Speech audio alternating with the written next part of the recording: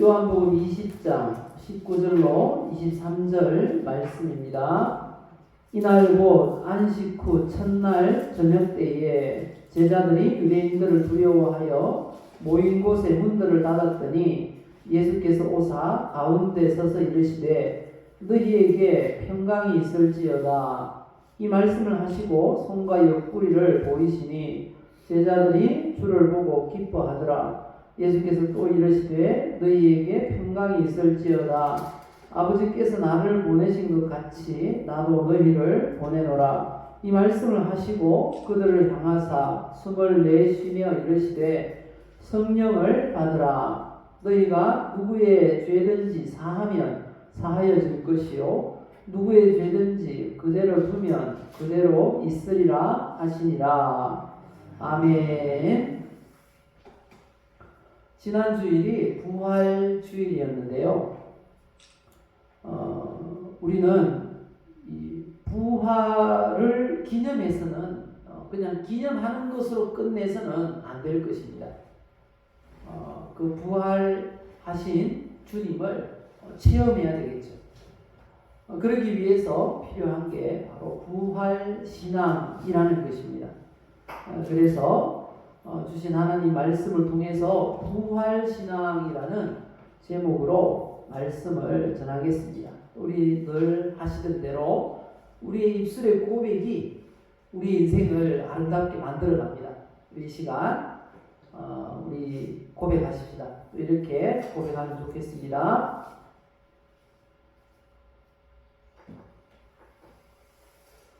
나는 하나님의 사랑을 받고 있습니다.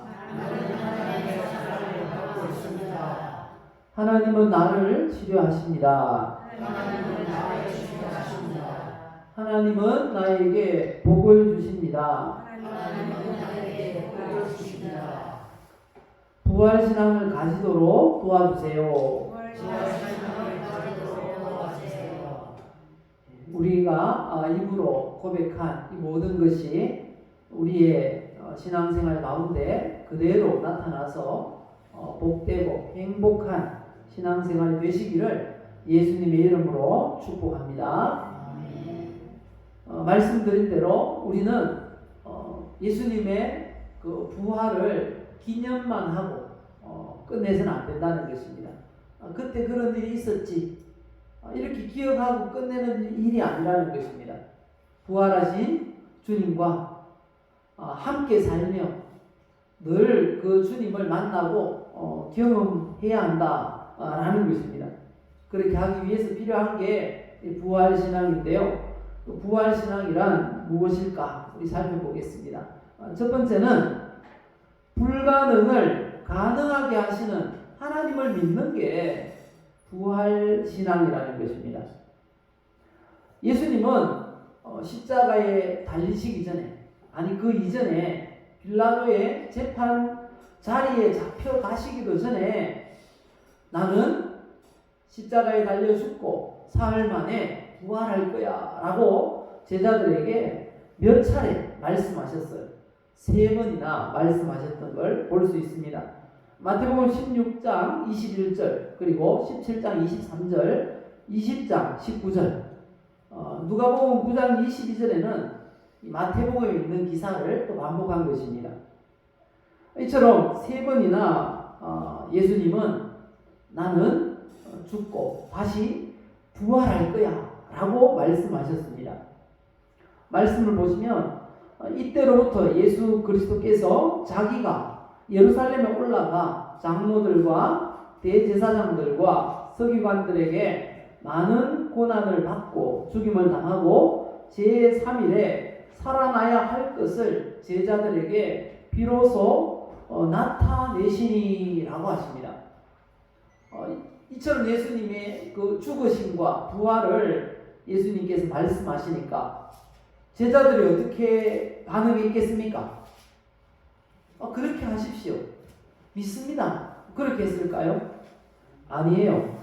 이렇게 대답을 했습니다. 제자 중에 제일 형님뻘 되는 베드로가 이렇게 이야기를 한 거예요. 베드로가 예수를 붙들고 항변하여 이르되 주여 그리 마옵소서.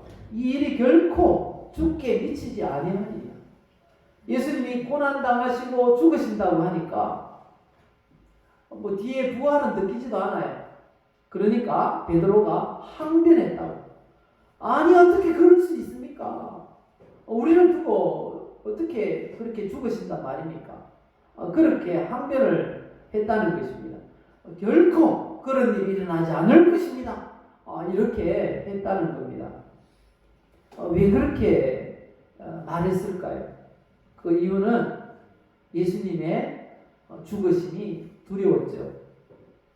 그리고 부활은 불가능한 일이라고 생각했기 때문인 것입니다. 하지만 예수님은 실제로 십자가에 달려 죽으시고 부활하셨어요. 믿으십니까? 천사들이 이렇게 증언했잖아요. 마태복음 28장 6절을 보시면 그가 여기 계시지 않고 그가 말씀하시던 대로 살아나셨느니라. 부활하셨다는 것입니다. 그리고 말합니다. 와서 그가 누우셨던 곳을 보라. 빈 자리밖에 없거든요. 예수님이 부활하셨어요. 그런데 부활할 수밖에 없어요. 왜냐하면 하나님께서 예수님을 이 땅에 보내시고 우리의 죄를 다 짊어지고 대신 죽으시고 그리고 부활하심으로 구원을 완성하실 그런 계획을 하나님께서 하셨기 때문입니다. 하나님은 계획하시면 반드시 이루시거든요. 그래서 구약 성경에도 예수님의 죽으심과 부활이 여러 곳에 예언이 되어 있습니다. 그 중에 두 곳을 보면요.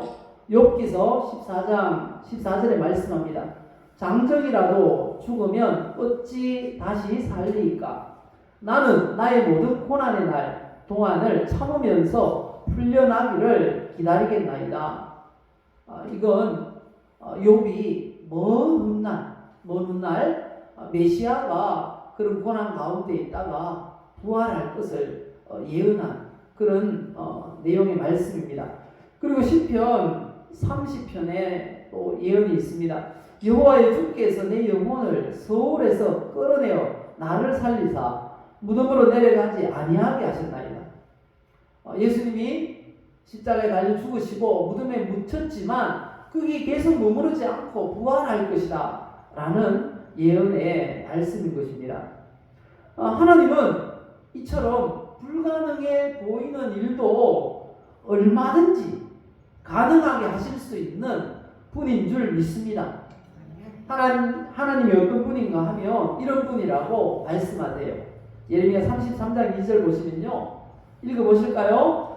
이 일을 행하시는 여호와, 그것을 만들며 성취하시는 여호와, 그의 이름을 여호와라 하는 이가 이와 같이 이르시도다.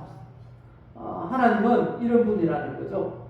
일을 행하시는 여호와. 그리고 그 일을 그것을 만들며 성취하시는 일을 계획하시고 만드시고 그리고 이루시는 그런 하나님이라고 말씀합니다. 그리고 그의 이름을 여호와라 한다. 이 말은 약속하신 건 반드시 지키는 분이다 라는 의미의 말씀입니다. 그분이 우리에게도 이렇게 말합니다. 불가능도 가능하게 한다고. 3절 말씀입니다. 너는 내게 부르짖으라.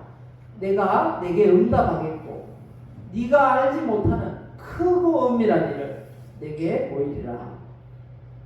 우리가 기적이라고 하는 게 우리의 인생 가운데 일어날 수 있다라고 말씀하고 있는 것입니다. 이게 부활신앙입니다. 불가능하다고 생각하는 게 하나님은 얼마든지 가능하게 하실 수 있는 분이다 라고 믿는 것, 그게 바로 부활신앙인 것입니다. 불가능하다고 생각하는 게 우리 하나님은 가능하게 하시는 분인 줄 믿습니다. 그게 안 된다면, 사람이 불가능하다고 하는 것, 하나님도 불가능하다면 하나님일 수가 없는 거죠. 우리 하나님은 우리에게 불가능한 것도 하나님께는 얼마든지 가능한 줄 믿어야 한다는 거죠. 그게 부활 신앙인 것입니다. 어떻게 이런 일이 가능할까요? 그 부활하신 하나님을 경험할 수 있는 방법이 있다고 합니다. 어떻게 가능한가? 이런 믿음이 있으면 가능합니다. 읽어보십시다. 내게 능력 주시는 자 안에서 내가 모든 것을 할 수 있습니다. 우리 주님의 말씀입니다. 성경 말씀입니다. 그리고 19절에도 말씀합니다. 어떻게 가능한가? 나의 하나님이 그리스도 예수 안에서 영광 가운데 그 풍성한 대로 너희 모든 쓸 것을 채우십니다. 우리 하나님이 채워주시니까 가능한 겁니다. 우리에게 능력 주시는 그분 안에서 불가능도 가능하게 되는 줄 믿습니다. 이런 부활 신앙을 가지고 우리가 불가능하게 여겼던 것 가능하게 되어서 더 복된 행복한 인생을 사시기를 예수님의 이름으로 축복합니다. 그리고 두 번째 부활신앙이란 또 이런 것입니다. 고난 중에도 평안을 누리는 신앙입니다. 현대그룹의 창업주 정주영 회장님을 아마 잘 아실 것입니다. 그분이 세계 곳곳을 이 사업하러 다니며 궁금증을 하나 얻었어요. 그게 뭔가 하면 왜 선진국들은 다 기독교 국가일까? 그런데 그런 생각을 또 한 분이 있어요. 누군가 하면 삼성그룹의 창업자인 이병철 회장님이 그런 생각을 했다는 거예요. 그래서 임종할 때까지 고민을 했대요. 내가 기독교로 이 개종을 해야 하나 말아야 하나 그러면서 몇 가지 이 질문을 남긴 게 있었어요. 근데 왜 그럴까요? 왜 기독교 국가들은 다 선진국일까요? 부지런해서일까요? 근면성실해서일까요? 예, 자원이 풍성해서일까요? 맞습니다. 우리 집사님들 대답하신 대로 부활하셔서 살아계시고 역사하시는 예수님을 믿기 때문에, 하나님이 일하시기 때문에 그렇게 예수 믿는 나라들이 잘 되고 부유하다는 것입니다. 가만히 관찰해 보십시오. 죽은 교주의 무덤을 자랑하는 그런 종교를 믿는 나라들은 대부분 다 가난한 나라들이라는 거죠. 반대로 국기에 십자가가 그려져 있는 나라들은 다 선진국이다라는 거예요. 왜 그럴까? 다 나갑니다. 부활하신 예수님을 믿는가? 그렇지 않은가? 거기에 달려있다는 것입니다. 세계 최대 강대국이 있죠. 미국이라고 하죠. 그 미국은 1달러짜리 지폐를 보면요, 우리는 하나님을 믿습니다 라는 구절이 새겨져 있어요. 돈에도. 복음으로 세워진 나라가 미국입니다. 여러가지 사건 사고들이 많이 일어나고는 있지만 부인할 수 없는 세계 강대국이죠. 세계 경찰이에요. 어떤 나라가 약한 나라를 침공하면 미국이 나서서 그러면 안 돼, 그러면 안 돼. 그러면 우리 당신들 제재할 거야. 이렇게 하면 손 못 대요. 그런 나라가 미국이라는 거죠. 하나님을 잘 믿을 때 그 미국이 최고 부유한 나라였다라는 것입니다. 부활하신 예수님을 믿으시기를 예수님의 이름으로 축복합니다. 예수님이 이 땅에 오시고 대속 죽음을 죽으시고 부활하신 이유가 바로 여기에 있다. 성경은 말씀하세요. 고린도후서 8장 9절 보면요. 읽어보실까요? 우리 주 예수 그리스도의 은혜를 너희가 알거니와 부유하심이로써 너희를 위하여 가난하게 되심은 그의 가난함으로 말미암아 너희를 부유하게 하려 하심이라.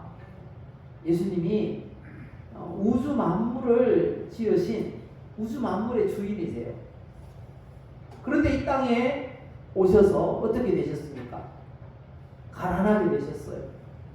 십자가에 달릴 때는 옷까지 홀라당 벗겨갔어요. 아무것도 없는 너무너무 가난한 그런 상태에서 십자가에 달려 죽으셨습니다. 그리고 부활하셨어요. 왜 그렇게 되셨는가? 오늘 성경이 말씀합니다. 그의 가난함으로 말미암아 너희를 부유하게 하여 하시니라. 믿으십니까? 예수님은 우리의 이 가난의 문제를 다 해결하셨어요. 짊어지셨어요. 그래서 예수 잘 믿는 사람들은 부자가 되고 예수 잘 믿는 나라들은 부강한 나라가 되더라 라는 것이죠. 뿐만 아닙니다. 예수님이 우리를 부유하게 하기 위해서 우리의 그 가난을 짊어지신 것뿐만 아니라 우리의 고난을 다 짊어지셨어요. 고난을 다 짊어지셨어요. 우리 가운데 어떤 고난 가운데 있는 분이 있습니까? 인간관계로 인해서 고난 중에 있는 분 있습니까? 물질 때문에 고난 중에 있습니까? 아니면 건강 문제 때문에 고난 중에 있습니까? 우리 주님이 우리를 위해서 그 고난을 다 짊어지신 줄 믿습니다. 십자가에 달리실 때 그 전으로 해서요, 사람이 당할 만한 모든 고난, 고통은 예수님이 다 친히 겪으시고 그걸 다 안고 십자가에 대신 달려 죽으신 겁니다. 그래서 우리의 고난 문제를 다 해결했어요. 그래서 성도는 이렇게 살아야 한다고 성경이 말씀하세요. 고린도후서 6장 10절 보시면요, 근심하는 자 같으나 항상 기뻐하고 가난한 자 같으나 많은 사람을 부유하게 하고 아무것도 없는 자 같으나 모든 것을 가진 자로다. 믿으십니까? 그게 우리의 모습입니다. 세상 가운데 사람들이 보기에는 별 볼 일 없어 보이지만 우리 하나님 보실 때에는 우리가 얼마나 존귀한 자인지 모릅니다. 그래서 성도의 죽음도 하나님은 존귀하게 보신다라고 말씀하세요. 이 땅에 살아가는 성도들은 얼마나 하나님이 더 귀하게 보실까요? 그래서 부활하신 예수님께서 제자들에게 찾아오셔서 처음 했던 말이, 부활하자마자 예수님께 제자들을 찾아가셨는데 할 말이 얼마나 많았겠습니까? 그런데 그 제자들에게 첫 번째 하신 말씀이 바로 이 말씀이셨어요. 오늘 본문 19절을 보시면요, 예수께서 오사 가운데 서서 이르시되 뭐라고 하셨습니까?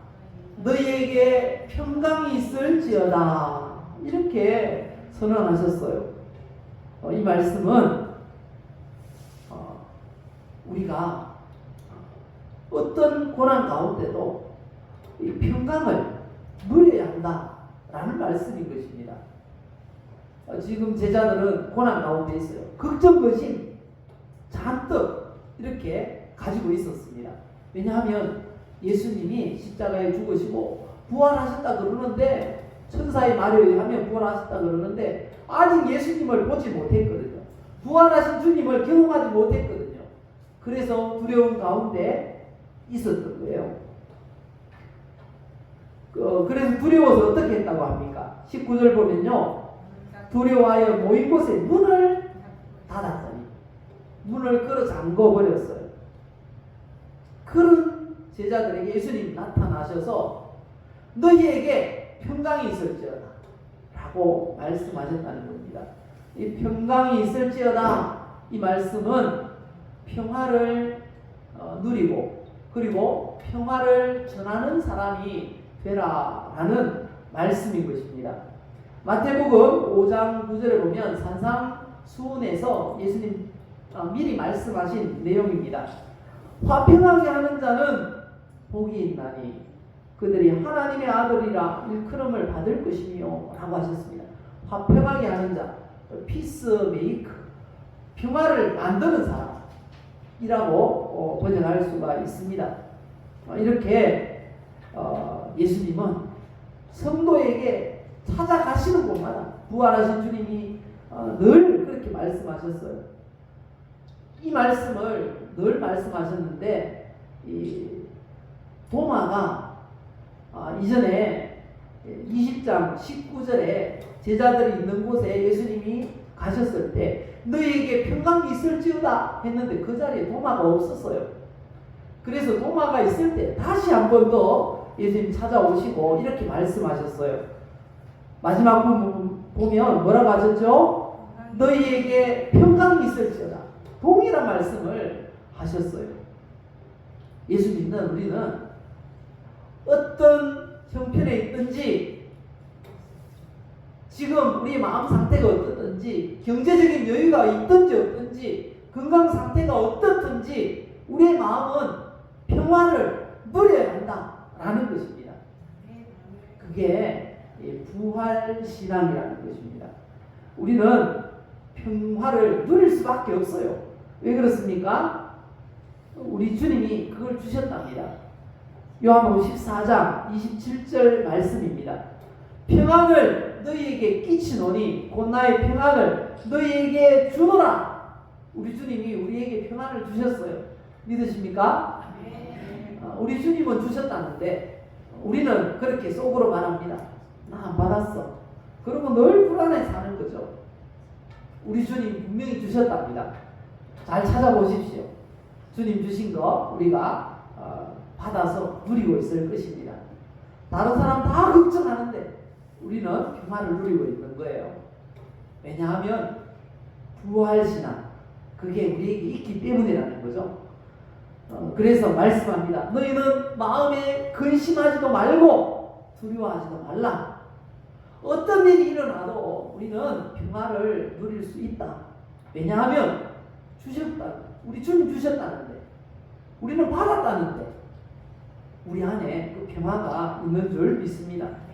그리고 약속하십니다. 마태복음 28장 20절에 그 부활하신 주님께서 우리와 세상 끝날까지 항상 함께 계시겠다고 약속합니다.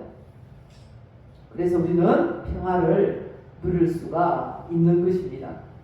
이 부활신앙을 가지고요 늘 평화를 누리시기 바랍니다. 그러다가 신앙생활 하는 중에 가끔은 근심이 될 때가 있어요. 하지만 그 평안을 다시 찾는 방법이 있다고 합니다. 어떻게 찾을 수 있을까요? 자, 같이 읽어봅시다. 주 안에서 항상 기뻐하라. 내가 다시 말하노니 기뻐하라. 너희 관용을 모든 사람에게 알게 하라. 주께서 가까우시니라. 아무것도 염려하지 말고 다만 모든 일에 기도와 간구로 너희 구할 것을 감사함으로 하나님께 아뢰라. 그리하면 모든 지각에 뛰어난 하나님의 평강이 그리스도 예수 안에서 너희 마음과 생각을 지키시리라. 믿으십니까? 기도하시기 바랍니다. 기도란 맡기는 겁니다. 하나님, 내 건강 하나님께서 책임져 주세요. 하나님, 내 경제 주님께서 책임져 주세요. 하나님, 우리의 자녀, 손주들 하나님께서 책임져 주세요. 이렇게 맡기는 게 바로 기도인 것입니다. 그렇게 맡기면 우리 하나님께서 다 이루어 주십니다. 믿으십니까? 우리 하나님이 우리 부활하신 예수님이 지금 이루고 계신답니다. 누가 정죄하려 죽으실 뿐 아니라 다시 살아나신 이는 그리스도 예수시니 그는 하나님 우편에 계신 자요 우리를 위하여 뭐 하신다고요? 간구하시는 자신이라. 지금도 우리 주님께서 우리를 위해서 기도하고 계신 줄 믿습니다. 그러니까 우리가 기도하면 금방 응답이 되는 겁니다. 평안을 주실 것입니다. 이런 부활신앙 가지고 아무것도 염려하지 말고 기도로 맡기시고 평안을 누리시기를 예수님의 이름으로 축복합니다. 마지막으로요, 부활신앙이란 이런 것입니다. 성령 받아 사명을 감당하려는 신앙이라는 것입니다. 요한복음 2장 20장 21절, 오늘 본문 21절 읽어보실까요? 예수께서 또 이르시되 너희에게 평강이 있을지어다. 아버지께서 나를 보내신 것 같이 뭐라고 하십니까? 나도 너희를 보내노라. 우리를 삶의 현장으로 보내셨답니다. 우리가 지금 이 인도 지역에 살고 있습니다. 또 다른 데 계신 분도 계시네요. 그런데 왜 여기에 살게 되었을까요? 왜 우리가 지금 살고 있는 이곳에 살게 되었을까요? 우리 주님께서 이곳으로 우리를 보내셨기 때문에. 맞습니까? 네, 보내셨기 때문에 사는 거예요. 목사님들이 언젠가 한번 모였어요. 이 또래 목사님들이 모였는데 어떤 분이 그런 질문을 했습니다. 목사님 요즘 목회 재미있습니까? 이렇게 물었어요. 그러니까 어떤 분이 이렇게 대답을 하더라고요. 목회를 재미로 합니까? 저는 그 말에 충격을 받았어요. 아, 그렇구나. 힘들어도 사명으로 하는 거구나. 그런 생각이 갑자기 들더라고요. 맞습니다. 재미로 하는 게 아니고 사명이기 때문에 하는 거죠. 우리가 왜 열심히 최선을 다해서 복음을 전하며 또 예배하며 그렇게 살아야 됩니까? 예, 사명이에요. 보내셨어요. 우리를 보내셨기 때문에 이 지역에서 이웃들에게 아름답게 보이려고 그렇게 최선을 다해서 살아야 되는 것입니다. 건강도 그렇고, 그런데 빨리 천국 갔으면 좋겠다 싶은 생각도 있죠. 하지만 주어진 인생을 최선을 다해서 살아야 됩니다. 건강관리도 열심히 하시고. 왜요? 우리 주님이 보내셨기 때문에. 그게 사명입니다. 사명. 고린도전서 15장 1절 이하에 말씀하십니다. 내가 너희에게 전한 복음이 있다는 거예요. 사도 바울이 고린도 교회에 복음을 전했다는 겁니다. 그런데 그 복음을 믿으면 구원을 받는다는 거예요. 2절 보시면 헛되이 믿지 아니하였으면 그로 말미암아 구원을 받는다. 그런데 그 전했던 복음이 뭔가 3절 4절에서 말씀하세요. 그게 뭔가 하면 내가 받은 것을 너희에게 전하였는데 이것은 성경대로 그리스도께서 우리 죄를 위하여 죽으신 것이고, 그리고 장사지는 바 되셨다가 성경대로 사흘 만에 다시 살아나신 것이다. 복음이 뭔가 하면요, 예수님이 우리의 죄를 짊어지고 죽으시고 우리를 구원하시기 위해 다시 살아나셨다라는 게 복음이라는 것입니다. 이 복음을 이제 더 이상 들을 사람이 없을 때까지 전하는 게 우리에게 주어진 사명이래요. 사도행전 20장 24절 말씀합니다. 내가 달려갈 길과 주 예수께 받은 사명, 그게 뭡니까? 곧 하나님의 은혜의 복음을 전하는 일을 마치는 것이라고 말씀합니다. 더 이상 복음 들을 사람이 없을 때까지 복음 전하는 게 우리에게 주어진 사명이랍니다. 이걸 우리가 감당해야 돼요. 그런데 어떻게 감당할 수 있을까요? 주님께서 말씀합니다. 성령을 받으라. 그래야 감당할 수 있다는 겁니다. 성령을 받으라. 성령 받고 우리가 누구의 죄든지 사하여질 것이고 그대로 두면 그대로 있을 것이다. 예수 믿으라고 복음을 전하면 그가 죄사함 받고 구원받을 것이고, 가만히 놔두면 그가 죄 중에서 죽어서 지옥 갈 것이다 라는 게 오늘 말씀인 것입니다. 성령 받아야 우리가 이 귀한 사명을 감당할 수 있답니다. 이어서 말씀합니다. 요한복음 15장 26절에 내가 아버지께로부터 너희에게 보낼 보혜사 곧 아버지께로부터 나오시는 진리의 성령이 오실 때에 그가 나를 증언하리라. 성령이 우리 안에 계시면 우리 안에 계신 성령이 증언하신답니다. 복음을 전하신답니다.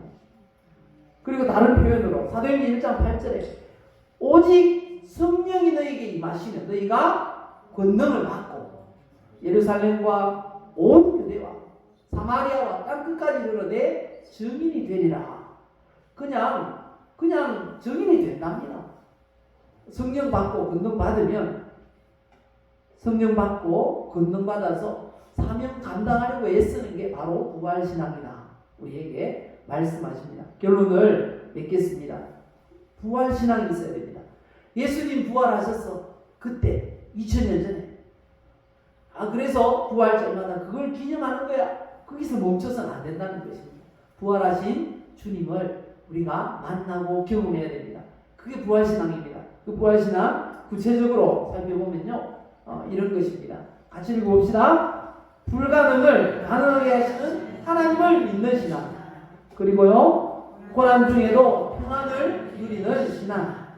그리고요. 성령받아 사명을 감당하는 신앙. 이 시간 우리 함께 기도합시다. 하나님, 이런 신앙을 가지도록 도와주옵소서. 부활신앙을 가지도록 도와주옵소서.